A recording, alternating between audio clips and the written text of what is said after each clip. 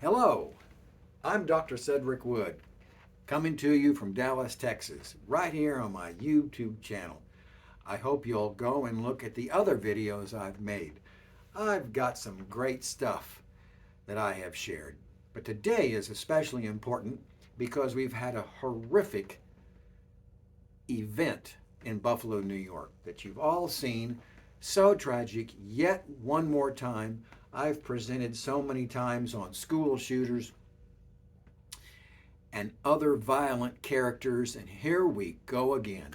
Somebody driving hours to Target, a grocery store, and to shoot so many people, 10 of them died. How tragic. And everybody is upset, and they start talking about what went wrong or what is always going wrong that lead up to these shootings. You know the top three or four.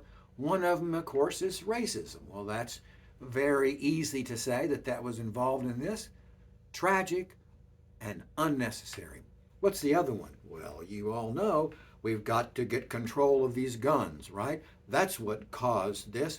If guns hadn't been available, but he bought his guns legally. And you know what they say? That guns don't fire a single shot without a human being pulling the trigger. This goes back to human beings. And then there's the influence of the internet. Well, I'm sure that did influence him.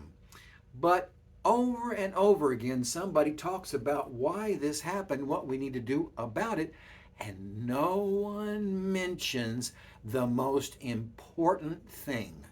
Well, before I tell you, I want to remind you that about a year ago, when he asked, are you going to do, I think, when you leave high school? And all he wrote was murder and suicide. How tragic.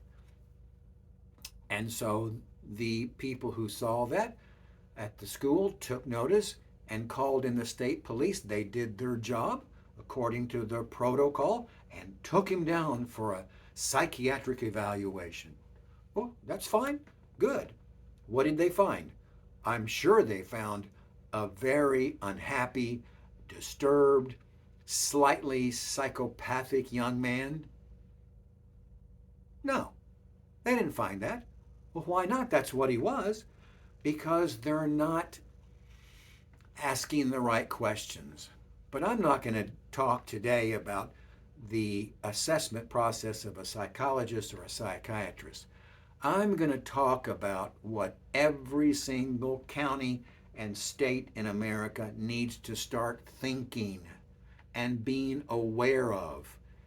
Because I did not see a single psychologist or counselor or parenting expert interviewed.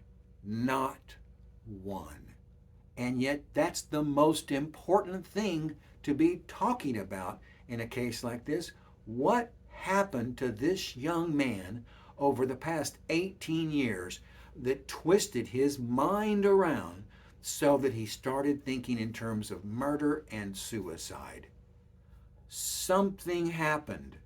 In fact, many, many things happened. What were they?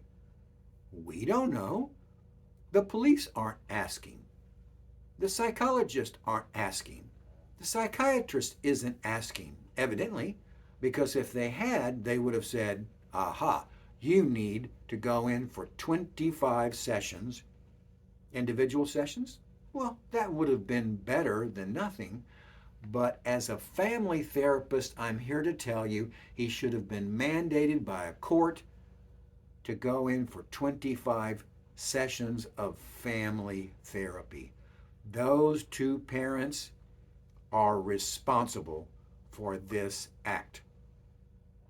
They put the parents of Ethan Crumley in jail, and so they should have, completely negligent with focusing in on what their son needed so that he didn't go to that school and shoot about 11 and kill 4. That was back in November. Why are we not learning from this situation? If they could have learned that, they would have thought, this kid's acting kind of strangely, and he wrote that. on the paper last year. We need to find out about his interactions between mom and dad and him. Peyton was his name. But evidently, no one thought to do family therapy, which is number one, what would have shown what happened to lead to this. And number two, it would have been the answer to correcting what happened all these past 18 years. He would have never have driven that far with guns and killed those people if he had sat in an office just like this one and talked with mom and dad, not like they talk at home. Evidently, the parents weren't real good at talking to him in a healing and helpful and healthy way. But in here, when parents bring their children in, I talk to them in a healing way and a healthy way, and they always get better. We resolve issues that have developed over the many years. So I'm here to tell you how exasperated I am that the entire country hasn't quite made it into the 21st century where we have 1 million family therapists across the country, and where we should be having a high level of awareness of developmental personology. What is that? It's how a child or young adult's personality develops. And the same weekend, we had a man from China go in and start shooting at people from Taiwan. One of them, fine young man, killed. What was wrong with his mind and personality? There probably were opportunities for some official to say, sir, you need to attend 10 sessions, individual therapy sessions. Why aren't we doing that every day? I don't know. So I hope that you're interested in stopping these shootings. And it's not going to happen by controlling guns and controlling the internet and putting in metal detectors everywhere. The way it's going to stop is when we all join together in getting children the help they need and getting parents the help they need to know how to interact with their son or daughter in a way that causes them to grow with healthy self-esteem and an excited sense of being young and alive with your future in front of you. That's what every young person should be feeling. Please write me at saidwood@aol.com or give me a call, 214-394-4040. I'll answer the phone. Or text me at that number. I'd love to hear from you. This has got to change, and then we'll stop the school shootings. Thank you for tuning in. I'm Dr. Cedric Wood.